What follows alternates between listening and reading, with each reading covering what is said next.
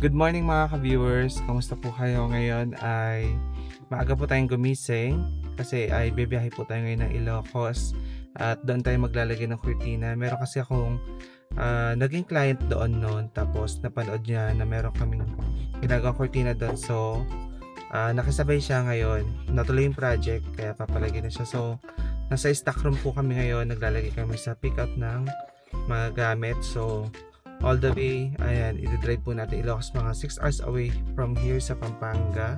Sa Pampanga kasi tayo naka-base na mga ka-viewers. Bali, samahan niyo po kami ngayong araw and update ko po kayo sa mga errands natin today. 6 lang po kami pupunta, no? So, ayan guys, bali, ito yung stock room natin. Bali, gaya ng sinabi ko, ayan, nagsasakay po kami ngayon ng gamit.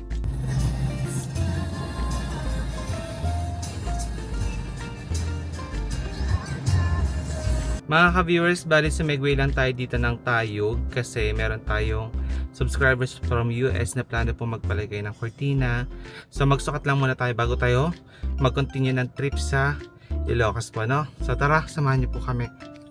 Dumaan po tayo ng Tayog, Pangasinan para mag-site visit sa bahay po na pinare-renovate ng ating client from USA. So pinasukatan na po yung mga bintana nila para may idea na po sila kung magkano po yung abutin. And yung isang bahay po ng kamag-anak nila pinasukat din po at plano magpalit ng kortina. Tapos habang nagsusukat tayo, natuwa ako dito sa backyard ng client. Ayan, meron mga kamatis, talong. Oh, di ba? Sa harap lang ng bahay niya yan, guys. Ang ganda ng weather ngayon dito sa Tayog, guys. Ito guys, nabili daw sa Shopee, kaya pinapapalitan. Oh.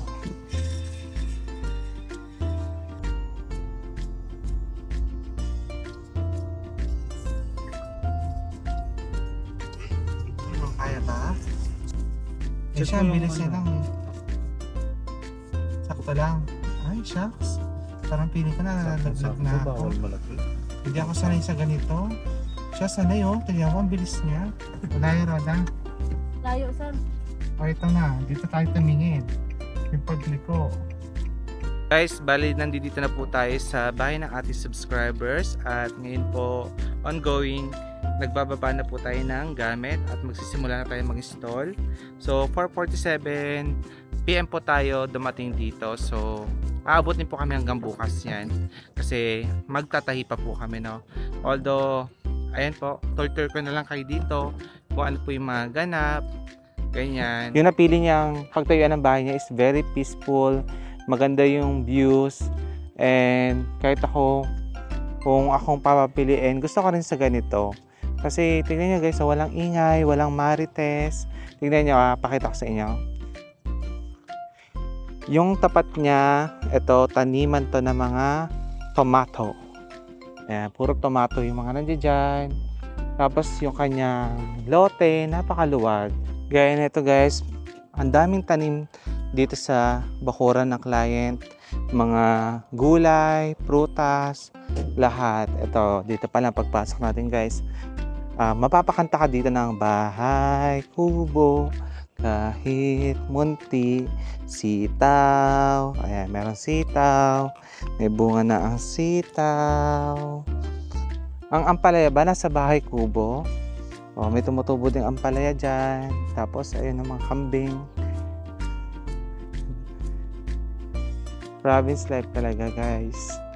Tapos meron ditong papaya. May bunga na ang papaya. Pang tinola. Tapos merong saging na saba, pang nilaga, pang pochero. Nasa tapat lang nila guys, may bunga na. Tapos ganito pa kaganda yung bahay mo. Ang ganda talaga ng kulay na white and gray na combination. And katim natin si ma'am, no? Tapos ang ganda ng gutter niya, green. Si Roda kasi busy eh. Roda, anong ginagawa mo? Oo. Ayan, busy-busy na sila Roda kasi tulog naman sila kanina. So ako naman yung lilibot. Tapos si Rod doon, naghahanap ng signal. Di mapakali. Tapos, ayun, mga bundok na yung nakikita doon guys. So, ayan, bundok. Tapos dito na lang tayo sa ano. Dito kayo ilibot sa likuran. Pa-sunset na kasi. Kita ko nga yung mga talong, sili, kamatis. Wala. Anong tawag dito sa inyo? Ito, ano? Hindi naman pato na to, ano? Sigarilyas. Sigarilyas to. O, may sigarilyas sila, patubo pa. Ikaw nagtanim niya, kuya? Ang galing mo naman, kuya. Sana kaparehas kita ng kamay. Magaling magpatubo ng halaman. Saluyot, no? Kasi mahilig kayo sa dinengding, no, kuya? Tinatanim mo to, kuya, o ligaw lang to mga to? Tumutubo lang. Kusa. Ang kapal kasi na yun. Kaya dito tinanggal na natin. Okay. Ito yung mga tanim niya pa, guys, na ano pangalan mo, kuya? Boyet. Boyet, si Kuya Boyet. Ayan. Sila nagtanim na ito mga tomato, talong. Ayan. Ito yung anong tawag? Paminta. Yung tawag namin dito, yung cardis. Ewan ko kung sa Tagalog nito. Di ba ito paminta? Alam ko paminta to eh. Ay, talaga? Ano pa saan ba ginagamit yung cardis? Pag yung concert, pag pinakbet, gano'n. Ay, ginagamit sa pinakbit yan? Yung bunga o yung dahon, kuya? Yung bunga. Ano kaya yung cardis? Hindi ako pamilyar. Baka cardis sa Ilocano. O cardis sa Ilocano. Okay. Hindi ako pamilyar. Pwede ba maglakad dito, kuya? Wala kang matatapakan. Basta sa gitna lang ako. Oo, dito. Kasi ito yung danan. Ang taba ng lupa niyo, kuya, no? Kasi may tanim na dati ito, pero yung nung bumagyo, namatay lahat dito. Kasi ito, bagong tanim na naman. Okay. Kasi naka-recover mga yan. Di bumabaha dito, kuya? Hindi naman sir, kaso makuha lang. Mag-i-stay lang ng ilang araw. Okay. Dahil medyo mababa siya. Pero yung bahay ni ma'am tinambakan, no? Mataas tong sa kanya, no? Ito, kuya, ano to? Yung parang mga... Isang tawag sa atin. Karda. Ano yung karda? Karda sa Ilocano. Karda sa Ilocano. Parang patani ba? Pero yung patani, patay na ito. Pagka nababad sa ulan. Di ba inaano sa ngangayan? Ay, Hindi. Akala ko sa gulay nga. dito. Gulay. Yung dahon, kuya, kinakain yan? Sir, yung bunga lang. Yung bunga. Okay. Tapos, Ito ang mga kahoy, ito ang mga makupa. makopa. Nagtanim ka na rin makopa dito. Yan, mabulo. Yung mabolo, mahogan. Hindi naman sir, yung parang... Ano kasi yung mabolo? Alam ko ginagamit din pang furniture ngayon yan eh. Oh, Dito naman tayo banda, guys. So dito, ayan, pag gusto nilang maglaing, ang daming gabi dito, guys. Di ba magsawa ka, fresh pa. Saan? Ay, ito, kuya. Ayan, may saging. Kuya, anong saging? Ito ba't ang haba? malalaking bunga yan sir, mga 3/4 isang kilo. Ano yung tondan? Pero parang bira lang nakakita ng ganyan saging. Yan, sir, walang ano yun, walang yung Puso? walang puso. Ay. Pag lumabas na ang bunga na agad. Ay, may ganun saging? Bunga agad. Totoo ba yun, guys? Kasi alam ko lagi puso ng saging eh. Ano to, kuya? Namumulaklak. Balimbing yung star fruit. Oo, yun. Ito ba yun? Namumunga na to. Pag ganito, may bulaklak na eh. Sige, binili ko yan, nag-grafted. Batangas yung sabi nila ba, galing Batangas kasi may mga nagbiyahe yung mga nakawan. Binili ko. So yung mga tinatanim mo dito, kuya, hindi rin basta-basta. May mga ano din. Oo. Mga, kumbaga, magandang lahi. Oo. Okay. So, namumulaklak na rin ito. Kuya, yung mga bibe mong yan, ang dami oh. Pag gusto namin kuwan, Dyan lang. Ang dami niyang bibe. maturay. Ito pinang sisigang to, no? Ginugulay lang. Ano dyan yung bulaklak yung dahon? Okay. Katuray. Guys, wala kasi signal dito ngayon. Bali, ayan, through phone calls lang tayo pwede. So, pakita ko sa inyo yung mga tanim ni Kuya Lito dito. At may alaga pa siyang baboy, di ba? Tapos, dito sa probinsya, mabubuhay ka basta farming and business. Gaya na sinabi niya, may talyer din siya dito, di ba? Ito yung mga alaga niyang baboy, guys. So, ang lalaki. Pwede mag-alagang ng baboy dito, guys, sa farm nila kasi nga, wala silang kapitbahay. Talagang open field. 2 months pa lang to, ang lalaki na. Okay.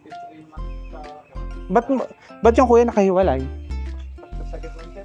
Yung dalawa. Naglaban sila ng maliliit pa. Meron ba mag-alaga niya, kuya? kakahapon. Pag B8, lang, 3 beses. Okay. Pero pag tumas na sila, 2 beses. In fairness, malinis yung ano nila ha. Kulungan nila, no? Talagang alaga. Guys, yung laki ng lupa is nasa 1,888 square meters daw sabi ni Kuya dito. Pero sa ganong kalaki, ang dami mo nang pwedeng magawa, no? Tapos ang ganda pa ng cut ng lupa nila, pahaba na maluwag. Kaya talaga kahit anong itanim mo, iplano mo, pwedeng pwede.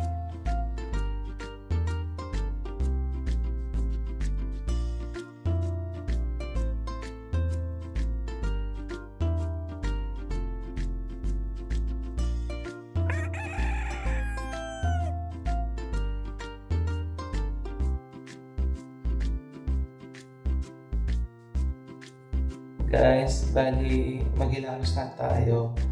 Bali nasa finishing stage na po kami. Tapos mag-breakfast lang daw tayo, no? May maliligo na tayo, guys. Pinayagan naman po tayo ni client. Gumamit po ng kanilang palikuran para ma-refresh. Kaya po nagkaroon tayo ng project dito. Nagkaroon po ako ng project sa Ilocos. Then nag-post ako kung sino subscribers ko po yung nandito. Meron pala akong taga Ilocos na lagi nakasubaybay.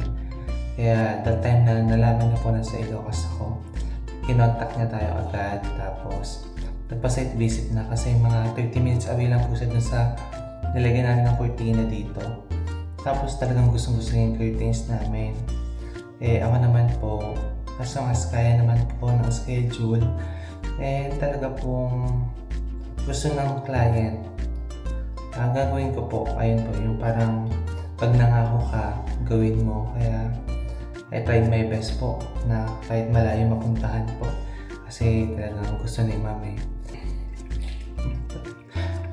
Mamaya, maliligo na tayo ha. Cowboy lang guys.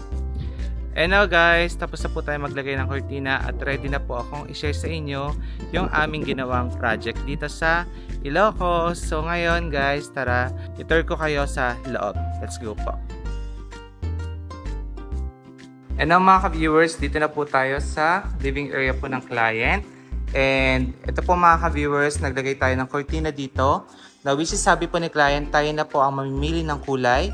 So ang nilagay na po natin, automatic syempre yung bestseller po natin na almond and tan. Combination po ito. Tapos po mga ka-viewers, kung napansin nyo, yung mga furniture po ni client bumagay sa ating cortina. Ang gusto lang po talaga ni client is mga wood finish po na furniture kasi nga po nandun nga po siya sa ibang bansa. Gusto niya low maintenance lang po na furniture. Tapos ito naman po, to add comfort, meron na tong mga cushion. And ang ganda po ng pagkakagawa po ng kanyang mga furniture. Ito po, sa Ilocos na po ito binili. Ayan, and mahogany solid wood po yung mga yan. Ganda, no? Tapos, again, yan po yung itsura ng cortina. Yung tiles po na nilagay ni client dito is 60 by 60 po na wood look po, porcelain tiles. Ayan. Tapos ito po yung ceiling niya dito. Not sure po kung plywood dito pero medyo glossy po siya. Feeling ko po plywood yung ginamit. Tapos may mga kornesa po na pininturahan po ng wood look. So again, ito po yung living area. Doon naman tayo mga ka-viewers sa mga kwarto kasi ang gusto po ni client din doon na ilagay is cortina din po. So doon muna tayo sa bedroom number 1 po. Actually, okay yung spacing po ng mga kwarto ng client. Even bawat areas po maluwag. So ito po pagpasok, syempre, ayan na po agad yung cortina natin. Tapos ito na po yung ceiling. Ayan. Ang kitang ceiling nila, no? So, meron ng center lights. Ayan. Ayan po. Yung tiles po na ginamit parehas po sa tiles po sa living area. Isa lang po yung kulay na pinalagay ni client. So dito po, 2 bintana yung ating nilagyan. Guys, ito yung master's bedroom ni client. So, ito po yung ating nilagay na cortina. So again ha, hindi na po natin naisagad sa ceiling po yung taas po ng cortina kasi meron pong aircon. So, ginawa po natin, in-even ko na lang po yung height ng curtains para even naman po. Anyway, dito po meron silang cabinet na color peach din po yan. Ayan. Tapos na po yung master's bathroom, hindi ko na po papakita ha. Ito na lang papakita ko yung cortina natin. Isang bintana po yung nilagyan. Hindi rin po natin tinaas ito kasi may abang na po na outlet para sa aircon. Diyan po ilalagay. Anyway, pakita ko na lang po sa inyo yung kanilang ceiling dito. Yan. Iba naman po yung design. From living area guys, ito yung view natin dito. So, ito meron siyang bar area. Ayan. Tapos yung dining. So, pakita ko na lang sa inyo yung bar area. Ito po, no? So, dito meron din siyang bar stool. Spacious and okay din po yung pagkakagawa. Ayan, yung ceiling. Yung cabinet po may pagkalilak or old rose pink po yung kulay. Tapos, quartz po. Ayan. Black. Tapos, yung mga collection po ni client na alak. Ayan. Tapos, next mo natin dito naman tayo sa dining. Guys, dito naman tayo sa dining, no? So, dito po sa dining, hindi po kasi magka-pares ng with yung bintana. So, mas malaki po ito. And, ito po, syempre, yung standard. So, tayo po mga ka-viewers, kung kaya i-wall to wall, ginagawa naman natin. So, ito, hindi ko na po wall to wall ang finish kasi ang laki po ng gap, oh. Kung i-wall to wall natin yan. Kaya, standard lang po yung ginawa natin. Which is my ayun po, allowance na standard size. Hindi ko na po sasabihin sa vlog. Ayan. Anyway, ang ganda po ng ceiling nila dito sa dining. Yung center po may gray touch. Ayan. Tapos yung center lights ni client. Ayan, yung dining niya na again, mahogany solid wood. Tapos 8 seaters na yan. Ganda, no? Guys, ito yung kitchen ni client. Bali, ayan. So, may ina-ice pa, no? So, dito guys, nag-vlog na tayo agad. Pero ito, lalagyan natin ito ng blinds. So, alam ko naman po nakita nyo yung mga blinds na nilalagay natin. Ayan, tapos ito yung mga pagkain na kinain natin. Diyan muna tinabi, no? So, kung type po ninyo, ayan, baka makakuha kayo ng idea.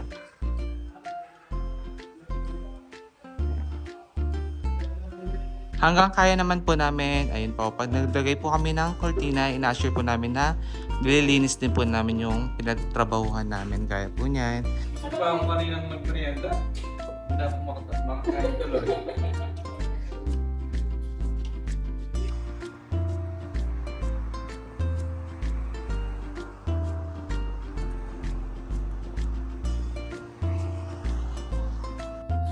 Guys, tara, magsukat muna po tayo bago tayo umuwi ng Pampanga.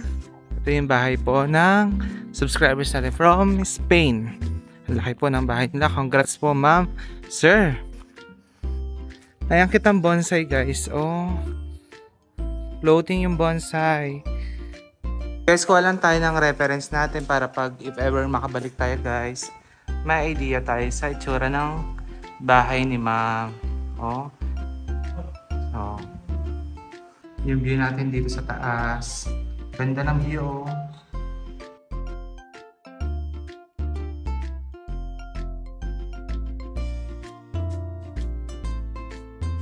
It's a rainbow after the rain.